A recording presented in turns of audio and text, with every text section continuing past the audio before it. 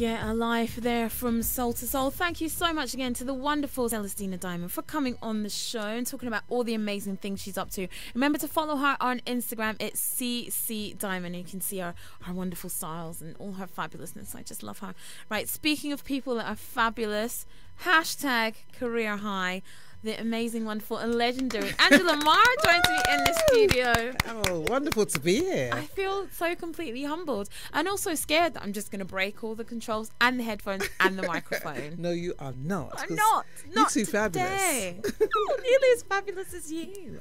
So, Angie, you are just a living legend. Well, thank you. I have to say that. And that's interview done. No. Told you she was a comic.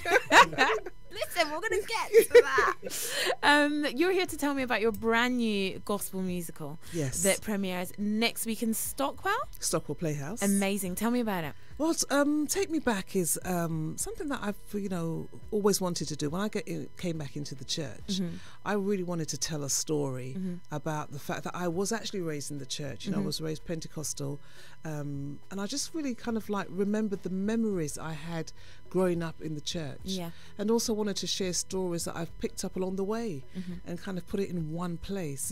So it's a journey of two young girls who started in the church Sunday school. Very special to me, Sunday school, because that you meet some really good friends. My and some really weird ones. But that's okay. No, I mean, because they're in the right place. There we go. Jesus is here for you and me, but mostly you. For you. So I just wanted to kind of capture a friendship that I had when I was growing up with a wonderful friend of mine called Pamela, and we were best friends, and to this day we have the same relationship, and we go back to the Sunday school behaviour. We go back to the same church now. Oh, do you all still go to the same church? Yeah, we've changed churches, but we still go to the same, we still keep that relationship. But when we were in church, we were always talking and having fun. And even now, her daughter will turn around to us and look at us and say, shush. And I realised that actually we've just never changed after all these years. So I wanted to kind of capture that honest friendship. But the thing about the play Take Me Back, it's about two young girls who, yes, they started in the church, but things happen to them and life takes over, and you find that they are in a place where they just don't know what to do anymore. The challenges of life, pregnancy, rejection, expectation, broken relationships with mother and daughter, all of those things I wanted to tackle, and I found a place to do it in gospel music. I love gospel music, and so it really is about a journey of two young girls who go through very difficult lives but come back to that safe place of friendship, love, and the church. Yeah, absolutely. So you say there's a lot of gospel music in it. How do you pick the songs? Because there's so many. I just went back to the traditional songs that I grew up listening to. Songs that when I was hearing them at the time at church, I was like, oh my God, they're going to sing this again. Draw me nearer. So not Girl. That song, but I want. Is that no, song's that's not in that's it? not in it. Good, because I return my tickets. That would be the reggae version to give it the boost. But I really wanted to go back to songs I listened to. Take Me Back is classic song by Andre Crouch, and some of the gospel songs that we sang, the choruses, the energy of the music is in this musical. I mean, when you come to see the show, you will want to go to church. In fact, after the show, we have to say to the audience, guys, you've got to go.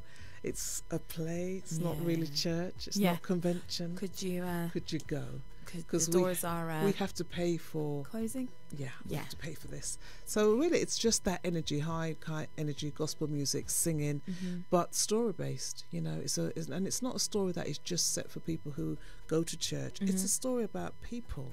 And forgiveness, restoration, and just judgment that we have. And expectation, because there's some people who are going through life expecting certain things by now. So you would have expected that you would have got married. You would have expected that you'd done all the right things. So Patricia's journey is one that I did everything right. Why am I here? Why am I in this position? Whereas Andrea may have done everything a bit different, and she's now saying, why am I in this position? Which is a lot of people get to a certain age and think, am I where I'm supposed to be? Am I on purpose? Am I living my best life? Have I got all the things I thought I was going to have? Because when you're young, you start saying, when I get older, because I never thought I'd get to 50. I thought if I got to 50, I'd be so old, I'd probably die by then. Right. And then you get to 50 and you think, gosh, oh my gosh, 50 is the new 30. Yeah. You know, so it's all those things that we have, that we're thinking about, that we get to it and we say, oh, is this it? Yeah. You know? And it's hitting those milestones, isn't it? And people put so much pressure on themselves. I must have done this by 25, this by 30, this by 40, this by 45. Yeah. But everybody has something or some milestone they haven't hit. So everybody will find somewhere they can relate. Yeah, and that's the thing. It's the pressure that we put on ourselves. Absolutely. It's the expectation of society. Society says you're supposed to be this. Society's been telling me I'm supposed to be slim from the get. Listen. So, and I've just said, I don't think so. So I think you're wrong, guys. I'm not going to do that one. I tried it. It doesn't work for me. Well, you know what works for me? Food. Yes. That works for me. Well, I'll exercise, walk the dog, and try and take off what I ate last night. There we go.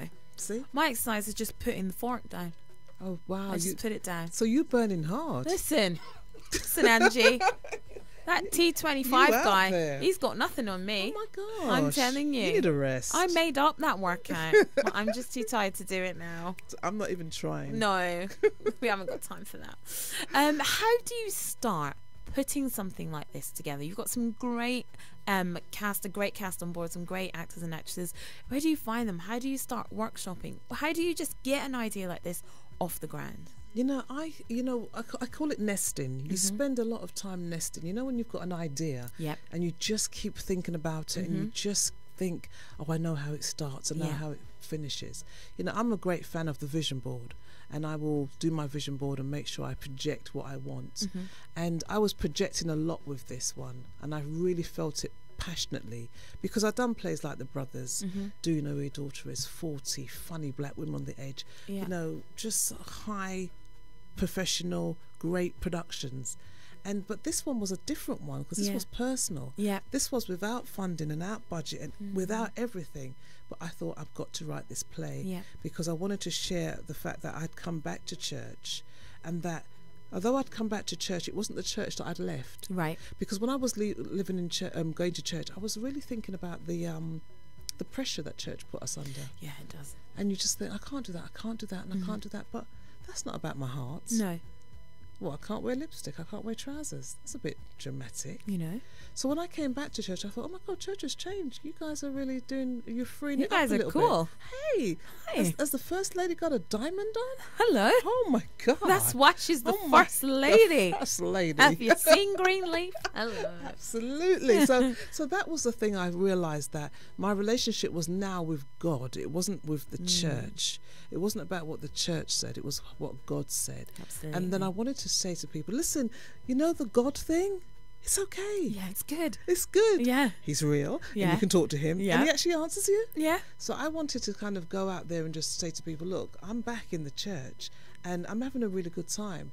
But more importantly, I'm back with God and I'm having a fabulous time. And here's how I got here. Yeah. Yeah. So Take Me Back is really saying, look, we can go back. At any given time, we can go back.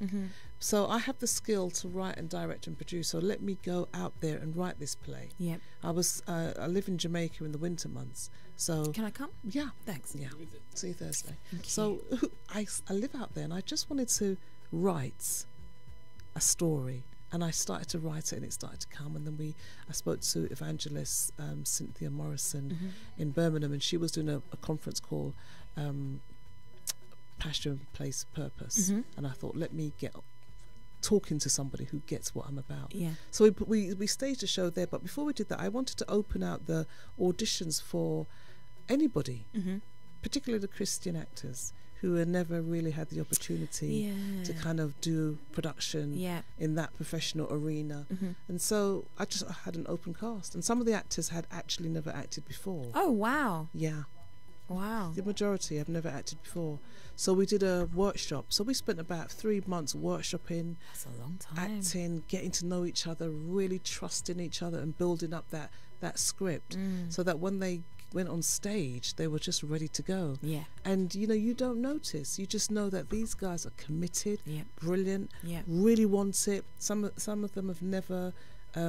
I've lived a dream to want to act, and have never been able to do that. Got caught up in the church and thought it wasn't an option, because we think it's not an option. Yeah, you know, certain things we can't do, but that's not what God wants for us. That's right. So He wants us to fulfill our potential and be the best that we can be. But we serve a big God, So why do we do small things? Exactly. So, you know, if Beyonce can pull up in a jet, then I think I should too. Yeah. Also, me, when I come to Jamaica for the winter months. Will I send the jet? Yeah, if you can. That'd be nice. I'll send the purple one, if that's okay with you. I was planning on wearing like a red outfit. Well, I'll send the red one. Okay, if you could. That would be nice. I'll send the red one. Thanks. You're flexible, Angie. That's what I love about you. That's what it's about. God's got the clouds under control. And he's flexible. That's like us. Can I ask what brought you back into the church? Or actually, can I ask what made you drift away from it and then brought you back into it? Well, I couldn't wait to leave church. Oh, wow. You know, I was like, I got a party, I got to do this thing real. I've got life to live. Yeah, I got to get my hair perm, I got to get jeans. Listen, I've just you got and me to both. go. So, and you can't get your hair permed in church because they're very busy with the wine and the bread. Listen, I say Jesus made the wine. The least we could do is drink it. Amen. Come on. Amen. Sorry, that's just Angie Lamar. Just don't get Angie Lamar, ladies and gentlemen. Nice. Angie Lamar. Brilliant. Just Job. And we're done. There we go. But I think, you know, the thing is, it's like you. What's the question? So why did you leave the church, Right. and what brought you back? So you left to get the perm and the jeans. Yeah, because I got older, so I didn't have to go Sunday school anymore. I didn't have to go to convention. I didn't have to go see Morris Sorella. I didn't have to do all those things with my mum. My mum was an evangelist, so you can imagine I had to go. So the minute I got older, I was out partying. But I kind of like knew that I had to go back to church, but I thought I would go like on my deathbed. Oh, wow. So, you know, like when you're like 88 and sort of like getting older, 89, 100, you're sort of like saying, God, please take me into the kingdom. Yeah. Because I had a good time. Yeah. You know? But I'm ready to come home. I'm ready to come home. But we can't guarantee that. So I just knew it was in the back of my mind, because church doesn't leave you. No matter how you left the church, church doesn't leave you. And you know the rules. It ticks over in your head. And you think, if I was to go now, would I get into the kingdom? And it does. It wears on you. Yeah. And I think as you get older, you start to think, actually, what is it all about? I'm not sure that I would get in. Yeah, so then I've done my life. I'd really had a great time, and I'd hit a low point when I got quite depressed. Nothing was actually wrong, but it was really about purpose. Yeah. And I did a show and it didn't go very well, and it was financially like a big hit. Oh dear. And I thought, oh God, I can't do it anymore. And my mum's encouraged me to go to church that day, and I went to church. I thought, oh God, here we go, altar call. Here they go. I know what you're doing. I know that trick. I'm not coming. And I just felt myself go, and I thought it was time. And I knew that God purposed me for such a time as this. I think he allowed me nearly 35 years in the game to come back and say, now I want to use your skills here. And so that's why I'm back. I'm back. Didn't plan to be. 6 years now. And one thing I would say about my life since I've got back is that it's a peace. Yeah. It's a peace. You know, when you know you're in. Yeah. And you can relax now and go, God's got this now. Yeah. What happens from here is supposed to happen. Exactly. And wherever I go, I'm going to be good. Yeah. And that really, I lost my dad 2 years ago. And seeing death makes you realise you better live. Exactly. Because life is so short. It's so fragile. And I just watched him. I think, you've gone home. Because he kept saying, I'm ready to go now. Prepare yourself. And I realised that he was going, and that it was a good time. It was the right time. 82 years is what he got. Oh, wow. And for me, I miss him dearly, because my dad used to phone me every day at 12 o'clock and say, hi, I'm just checking on you. Anyway, talk to your mother. You know, and I'd be like, Dad, why don't you just let Mum speak straight away? Sounds like my dad. You're not saying anything. But, and so at 12 o'clock, I used to have to go swimming to kind of get through that. Yeah. And just because I swim every day. And, black girls swim.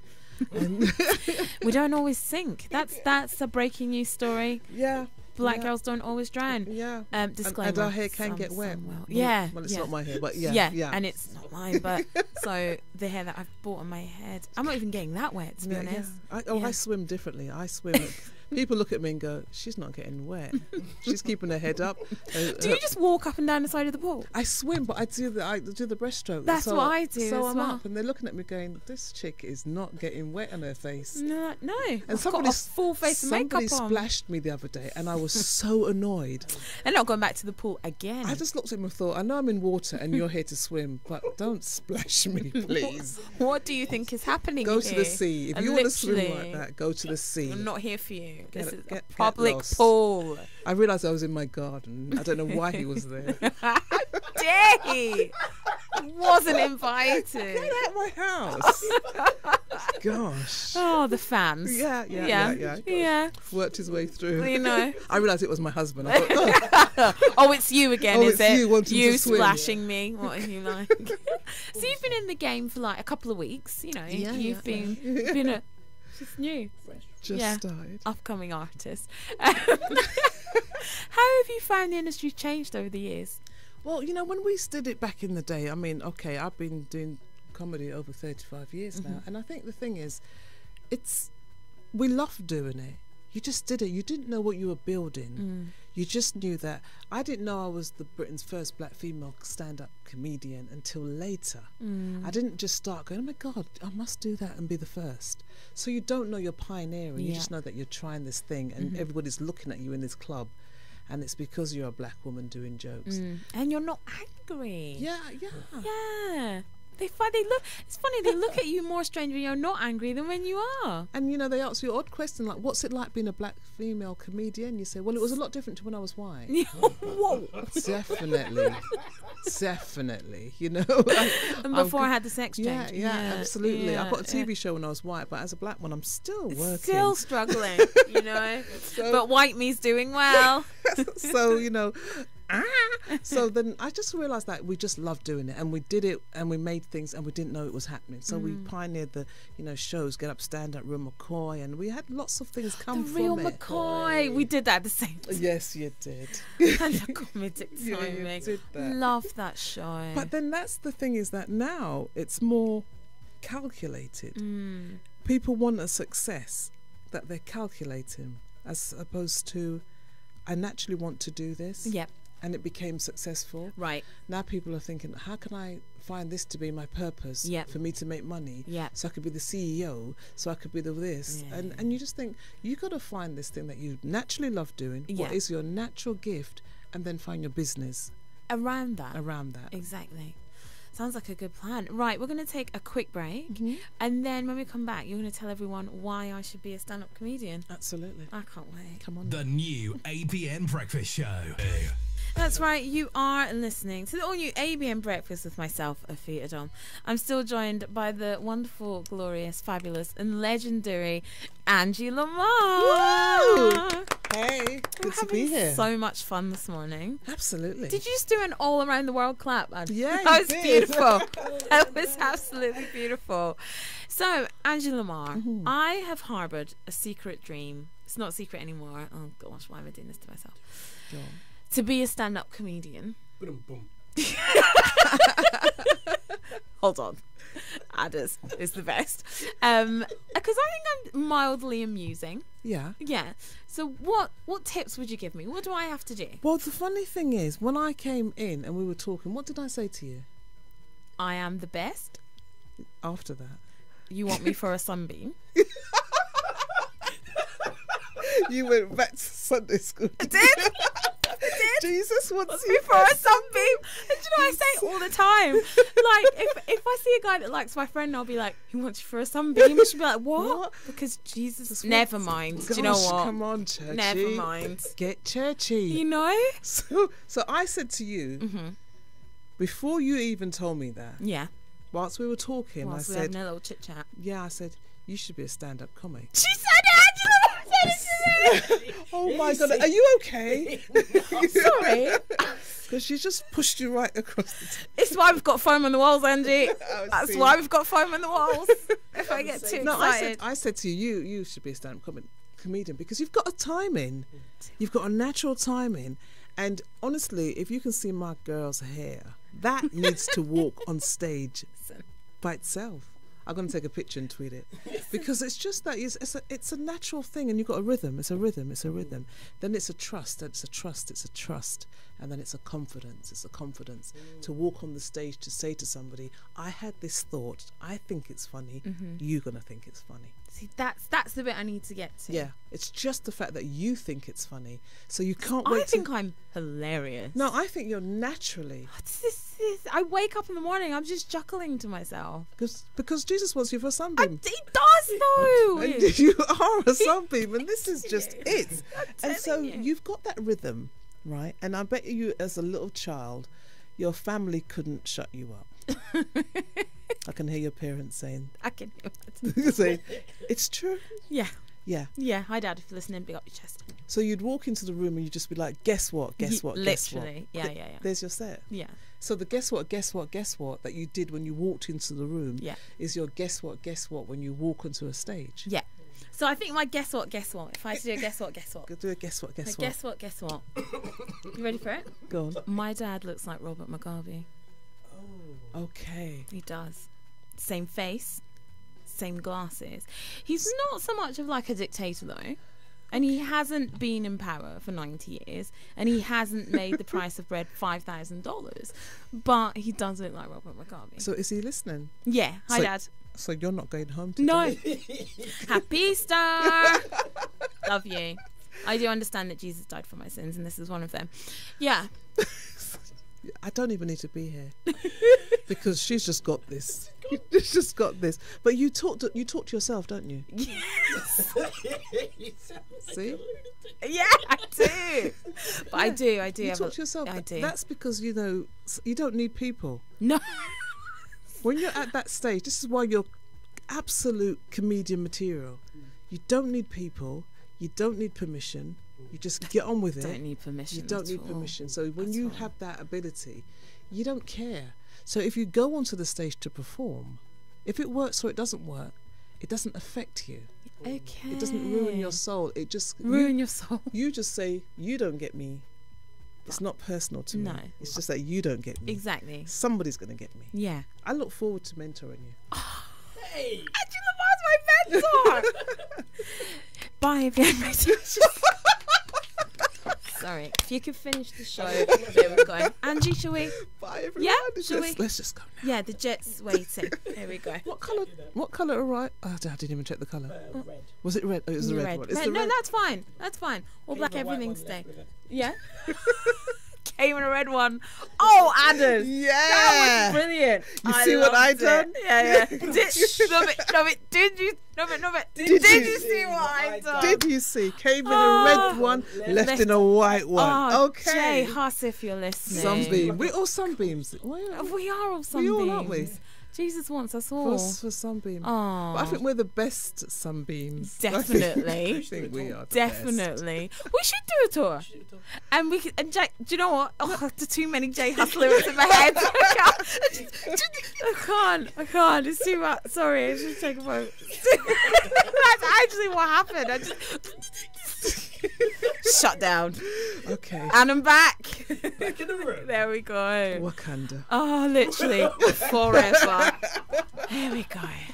Sorry. When in doubt, go to Wakanda. My happy Go place. there, stay there. If you can't go over it, walk under it. There we go. It's true.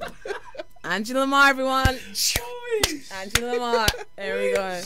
So let's remind everybody about the play. Less of my stand-up Oh, career. forgot that's what we were here. She's like, what play? Oh, yes. So the play opens up next week. Let's get serious. Yeah. Let's get serious. So you young people don't know that. Is that by the Migos? Amigos? No. Amigos. Oh. This is Jackson. Let's get serious, Jermaine. Oh. Do you know what? He looks like a raisin. In the sun. In the sun. In the sun, in the dark. He looks like a raisin, doesn't he, though? I'm not saying nothing to I'm that. just going to plead the fifth. I'm not even going to get involved. No, but look at I need it. the lawyers calling up. My number. It's a, No, it is. it's a raisin, isn't it? Stop saying that. Anyway, so the play. Yes, Let's please, go on. continue. Mm. The play is a raisin. No, That's all you can think about now is Jermaine Jackson's face and a box of Sunbites. no. Which is which? No. Wow. Put your hands You've together. taken it there. Anyway, so taken it too I'm gonna look at you and keep it serious. Mm. So the play Take Me Back opens next week Tuesday. Yeah. So next week Tuesday Yeah. is our opening night. We're running for 2 weeks, one of the dates that we've absolutely released now, because we have to hold the dates back because the dates were selling so quick. Oh, wow. So we've got the 13th of April, which is a Friday. Amazing. That's released this afternoon. Excellent. So, you know, everyone can go to that site and go, gosh, we got a Friday night. It's going to be fantastic. Excellent. But we run for 2 weeks and we're looking to extend as well. Oh, brilliant. Yeah, because the tickets are literally most weekends and the days are just going. And, you know, I just have to say this. It's one of those shows that you take your family to and you just come down and leave it to us. And the way we make you feel, we will take you on an emotional roller coaster. It's one of my best shows to date. I'm so proud of Take Me Back. And I'm so proud of the cast.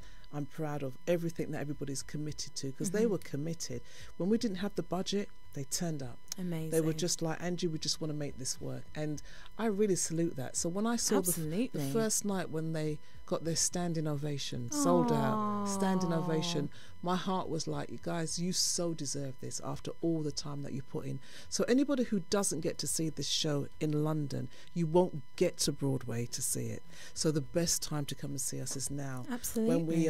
When we talk to you, you know, because exactly. after that it's jets. Purple jets, red jets. It's G-Wagons. It's all the way. All of that. So we will come in a white one and leave in a black one. Or whichever way you decide to do it. But basically, you're not going to be able to speak to us. That's you can't sit with us. That's right. So, you know, I just look forward to working with you. And so Take Me Back is going to be at the Stockwell Playhouse, and that's on Wandsworth Road. We open on Tuesday. That's the 3rd of April. And it's fine that it's coming this actual Easter month. Yeah. And the information to go, the number to call is 0207 720 6897. That's 0207 720 6897, or go to Stockwell Playhouse website. And I want to give away a pair of tickets. Hey, Angela Lamar, everyone. Yeah. Angela Lamar. Yeah. For our opening night, I've got to give away a pair of tickets. You're coming to our press night, right? Yes. Yes. You are now. Yes. Come on. Absolutely. So what I think we'll do is we shall put a competition on. We shall overcome. Sorry, one sec. And we're back. Let's do a competition on socials. So we'll do a lovely post with the flyer and possibly mine and Angie's faces, sunbeams. Yes. First person to like and comment gets a pair of tickets. How about that? That sounds like a plan. How about that? Fabulous stuff. Complete. Angie, you've just made my whole life. I'm literally, this is me. Look at this. Look at this face. Living my best life. Absolutely. This is me and Angie living our best. We doing? We're complete. Wait. Oh, he's going to the camera. I was like, what's happening here? I didn't understand, and now I do. It doesn't make sense because I'm not actually logged into that. Well, no, and nothing you do makes sense, doesn't it? That's what his last girlfriend said. What? Hey, wow. She's going there. She's using her material now. I'm telling you, she does not want him for a sunbeam. Oh my God, Jesus does. Someone's got it. Do you know what I mean? Bless you. Happy Easter. Angie, thank you so much for coming in. Thank you so much for having me, and I look forward to seeing you on Wednesday. Yes, press night. Absolutely, I'll be there. Looking forward to seeing you in the future. Yes, when you mentor me to be like you. And in Jamaica, and then at my wedding when you give me away. Sorry, Mum and Dad. Because your parents are very annoyed with your earlier statement. So I'm going to have my dad being Robert Mugabe. And also, if anyone from the UK government is listening, he's actually not Robert Mugabe, and he is not in exile. So please don't head up to Elderslie and try and. No, it's not. It's not. You know, I used to be a dentist. It's just a thing that we do. Angie, it was a pleasure. Never a chore to have you in the studio. Please come back and visit me. I definitely will. I will do. And thank you for having me. It's been a lovely conversation. I've really enjoyed myself. Oh, thank you so much for coming. And the play is on at the Stockwell Theatre from Tuesday. And you can book tickets at the Stockwell Theatre website as well, or you can book them from 0207 720 6897. Take Me Back. It's going to be amazing. I've got a tune to take you back, Angie. A bit of Gwen Guthrie. Hey, hi. Ain't nothing going on but the rent, girl.